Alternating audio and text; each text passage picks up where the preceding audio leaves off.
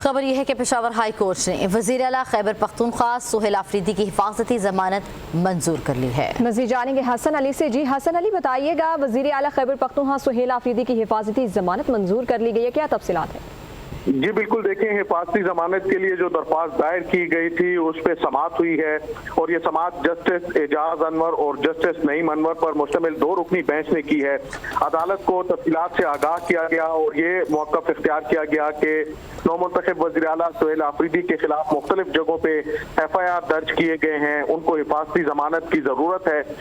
तमाम दलाइल सुनने के बाद अदालत ने वज़ीर आला को हिफाजती जमानत दे दी है और किसी भी मुकदमे में गिरफ्तार न करने का हुक्म किया है। दरख्वास्त गुजार के खिलाफ FIR की तफसीलात भी पूछी जस्टिस एजाज अनवर ने, तो जो एडवोकेट जनरल है उन्होंने कहा कि हमें नहीं पता कि कितनी FIRs हैं, मुझे ये भी लगता है कि शायद मेरे खिलाफ भी FIRs हों। तो ये इस्तफसार भी हुआ इस समाअत के दौरान, जिसके बाद फिर पेशावर हाई कोर्ट के 2 रुकनी बेंच ने नौमुंतखब वज़ीर आला की हिफाजती जमानत की दरख्वास्त मंजूर करते हुए उन्हें किसी भी मुकदमे में गिरफ्तार न करने का हुक्म किया है।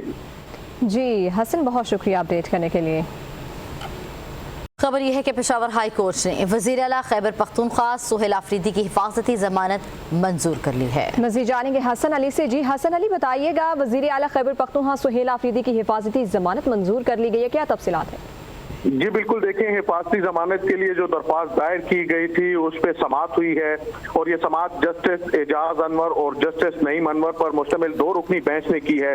अदालत को तफसीलात से आगाह किया गया और ये मौक़िफ़ इख्तियार किया गया कि नौमुंतखब वज़ीर आला सुहेल आफरीदी के खिलाफ मुख्तलिफ जगहों पे FIR दर्ज किए गए हैं, उनको हिफाजती जमानत की ज़रूरत है।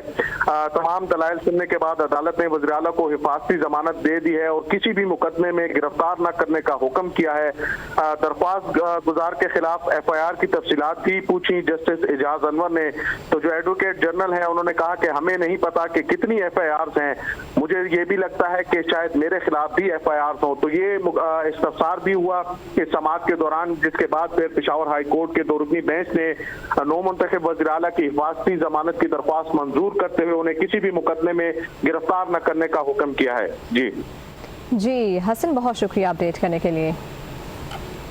खबर यह है कि पेशावर हाई कोर्ट ने वज़ीर आला खैबर पख्तूनख्वा सुहेल आफरीदी की हिफाजती जमानत मंजूर कर ली है। मज़ीद जानेंगे हसन अली से। जी हसन अली, बताइएगा, वज़ीर आला खैबर पख्तूनख्वा सुहेल आफरीदी की हिफाजती जमानत मंजूर कर ली गई है, क्या तफसीलात है?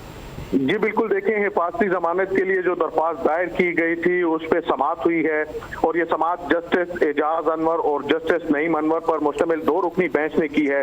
अदालत को तफसीलात से आगाह किया गया और ये मौक़िफ़ इख्तियार किया गया कि नौमुंतखब वज़ीर आला सुहेल आफरीदी के खिलाफ मुख्तलिफ जगहों पे FIR दर्ज किए गए हैं, उनको हिफाजती जमानत की ज़रूरत है।